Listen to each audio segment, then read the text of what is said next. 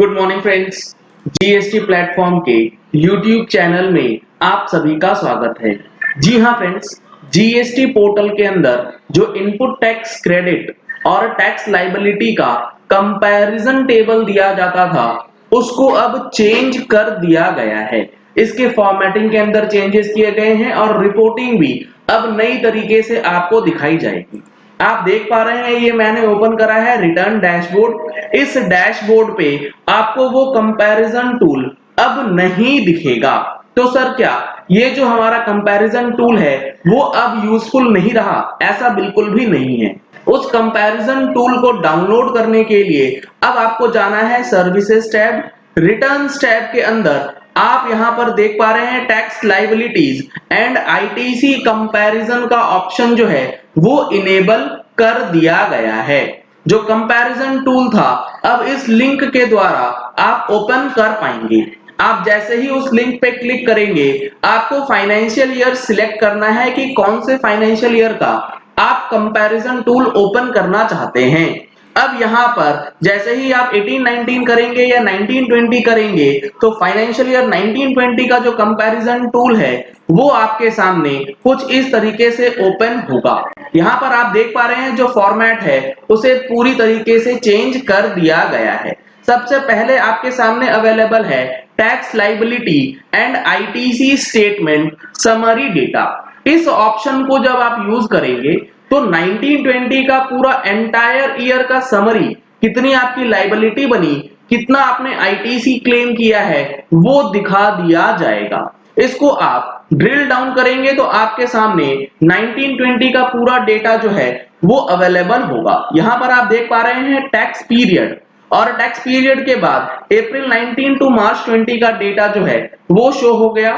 इसके बाद यहां पर जीएसटीआर 1 में क्या लायबिलिटी आपने डिक्लेयर करी है, जीएसटीआर 3B में क्या लायबिलिटी डिक्लेयर करी है, मंथ वाइज डेटा आपको यहां पे दे दिया जाएगा।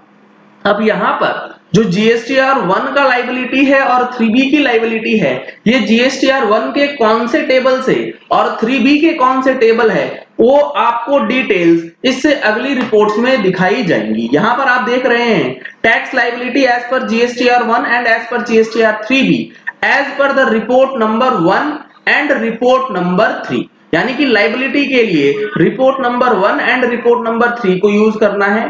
और आईटीसी क्लेम्ड इन जीएसटीआर 3B जो है वो 2A के बेसिस पे और 3B के बेसिस पे कंपैरिजन करके देगा एज पर रिपोर्ट नंबर 4।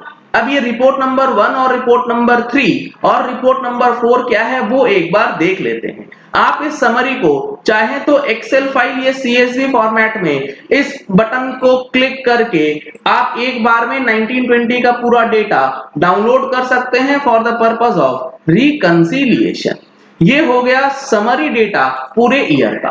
अब यहां पर आप देख रहे हैं table number 1, table number 2, table number 3, table number 4। जो हमने समरी के अंदर देखा था कि report number 1 and report number 3 को यूज किया गया है लायबिलिटी के लिए और रिपोर्ट नंबर 4 को यूज किया गया है क्रेडिट के लिए। तो रिपोर्ट नंबर 1 है हमारे पास tax liability other than export and reverse charge. जो आपकी लायबिलिटी बनी है नॉर्मल सेल्स के अंदर वो टेबल नंबर 1 से आएगा, plus tax liability due to export and SEZ supplies. और लायबिलिटीज जो एक्सपोर्ट और एसीजेड के सप्लाईज के बीच में आती हैं, इन दोनों को ऐड करके आपकी टैक्स लायबिलिटी की समरी स्टेटमेंट जो है वो तैयार हो जाएगी। और जो हमारा इनपुट टैक्स क्रेडिट है वो टेबल नंबर 4 को यूज करके किया जा रहा है। अगर आपने ध्यान दिया हो तो रिवर्स चार्ज का जो अमाउंट है ना तो इसे 3B के समरी में जो लायबिलिटी वाली है उसमें इंक्लूड किया गया है, ना ही क्रेडिट के लिए इसका इस्तेमाल किया गया है। तो 1, 3 और 4 का यूज करना है। अब देखिए जैसे ही आप रिपोर्ट नंबर 1 यानी कि टैक्स लायबिलिटी वाला रिपोर्ट ओपन करेंगे तो आपके सामने कुछ चेंजेस यहां पर देखने को मिलेगा जो पहले अवेलेबल नहीं होता था। क्या चेंजेस? जिस भी महीने में या जिस भी लाइन आइटम में एक पैसे का भी डिफरेंस है उसका कलर अब रेड कर दिया गया है। इससे आप इजीली आइडेंटिफाई कर पाएंगे कि कौन कौन से महीने में आपका फिगर्स जो है वो मिसमैच्ड है, कौन से महीने में डेटा जो है वो मैच नहीं हो रहा। आप देख पा रहे हैं tax liability declared in 3B during the month. अब यहाँ पर जो table 3.1 bracket A of 3B है उससे लाइबिलिटी आ रही है। जैसे आप मई महीने में देखेंगे तो 3B में हमने IGST के अंदर 29,547.19 का दिखा रखा है लाइबिलिटी, जबकि GSTR 1 में हमारी लाइबिलिटी है 29,547.20। तो 1 पैसे का डिफरेंस आ गया, इस वजह से ये लाइन आइटम जो है वो रेड कर दी गई है। सिमिलरली जून में आप देखेंगे तो कोई डिफरेंस नहीं है, इसीलिए इसे रेड नहीं किया गया। अकॉर्डिंगली जिस जिस महीने में रेड है वहां वहां आपको चेक करना है कि डेटा किस तरीके से गलत फाइल हुआ है और क्या उसमें रेक्टिफिकेशन करना है। अगला है हमारा tax liability due to reverse charge. इसमें भी सेम उसी कॉन्सेप्ट पे डेटा आपको दिखाया जाएगा। अगर कोई डिफरेंस है आपके GSTR 3B और 2A में तो उसे रेड दिखा दिया जाएगा, अगर सब कुछ सही है तो वो रेड नहीं होगा। इसका मतलब अगर डेटा पूरी तरीके से ब्लैक है तो सारी चीजें मैच्ड हैं, अदरवाइज वहां पे कोई ना कोई डिफरेंस जो है वो आ सकता है। इसके बाद हमारे पास है input tax credit claimed and due. अब यहां पर जो वर्डिंग्स में लिखी है क्लेम्ड और ड्यू, यानी कि 2A में आपके पास आया है, आपने क्लेम नहीं किया है तो वो अमाउंट भी इसमें इंक्लूडेड रहेगा। इसी तरीके से इसमें भी आपको रेड और ब्लैक दो कलर्स के साथ डेटा जो है वो बाइफरकेट किया जाएगा, जहां पर रेड का मतलब है कि उस पर्टिकुलर मंथ में आपका input tax credit GSTR 3B का और GSTR 2A का जो है वो मैच नहीं हो रहा है। अब यहाँ पर ये सारी चीजें जब आपको इकट्ठी डाउनलोड करनी होंगी तो इसके लिए भी डाउनलोड कंपैरिजन रिपोर्ट्स, पहले ये रिपोर्ट्स अवेलेबल नहीं हुआ करती थी एक्सेल में।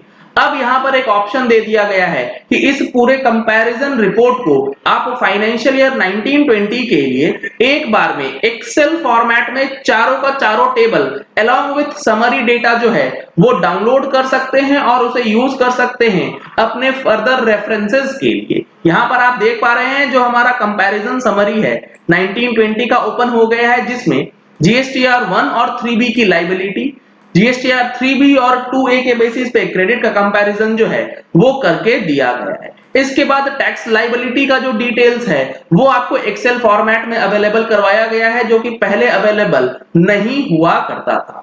इसके बाद एक्सपोर्ट एंड SEZ से रिलेटेड कोई लाइबिलिटी है तो उसका कंपैरिजन है।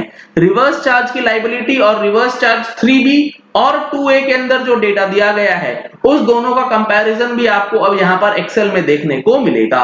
और ITC जो आपने क्लेम किया है 3B में और ITC जो आपने दिखा रखा है, यानी कि आपके सप्लायर ने अपनी GSTR 1 में जो कि आपके GSTR 2A में आएगा वो यहाँ पर दिखाया जाएगा।